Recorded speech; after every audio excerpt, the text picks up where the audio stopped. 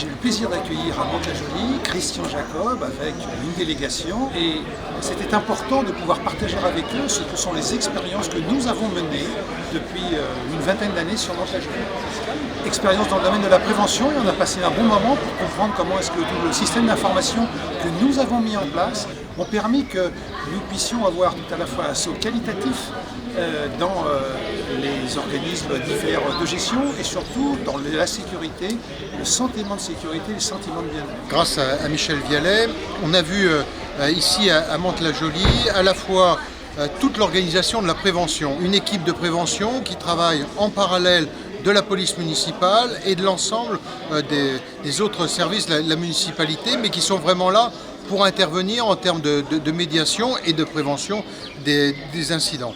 Imaginez que des agents de prévention appelés par un commissariat pour avoir l'expérience de terrain, pour savoir si eux peuvent engager leur effectif ou pas. On partage, on est coproducteur de tranquillité publique.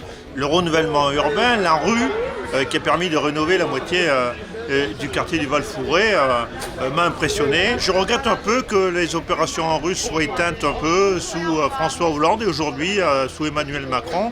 Moi j'aimerais bien qu'on reprenne ces dossiers dans la rue, qu'on les remette à la surface, de façon effectivement à faire du renouvellement urbain, un renouvellement réussi, avec de la mixité sociale. Et c'est vrai que ce dispositif qui a été voulu à l'époque par Jacques Chirac et par Jean-Yves Borloo est un dispositif pertinent. Et puis au-delà de cela, on a rencontré aussi un réseau associatif vraiment formidable, et notamment tourné vers les jeunes, sur tout ce qui concerne l'aide aux devoirs, l'accompagnement en sortie de collège, l'accompagnement en sortie de lycée, la préparation du baccalauréat. Objectivement, un réseau associatif, je pense, comme on en voit peu, et qui peut servir d'exemple à beaucoup d'autres villes. Ce qui m'a assez marqué, c'est la volonté de ces jeunes associations, de ces jeunes étudiants à aider l'autre. Moi je suis née à Mantes-la-Jolie, donc j'ai grandi à Mantes-la-Jolie, après j'ai des petits frères et sœurs et des neveux. Et quand je vois que la transition avec l'extérieur elle est énorme, je me dis je veux pas ça pour les autres. Ce qui me pousse vraiment, c'est de me dire j'ai grandi comme ça, je veux surtout pas ça pour les autres. S'il y a une association à l'extérieur qui peut le faire, je vais les aider, c'est un plus pour eux.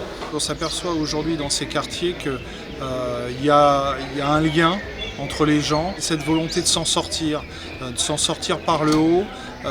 On est solidaire, on est dans un quartier difficile, certes tout ne va pas bien, mais on essaie de s'en sortir, on se serre les coudes et ça je trouve que c'est vraiment une très très belle image de la France.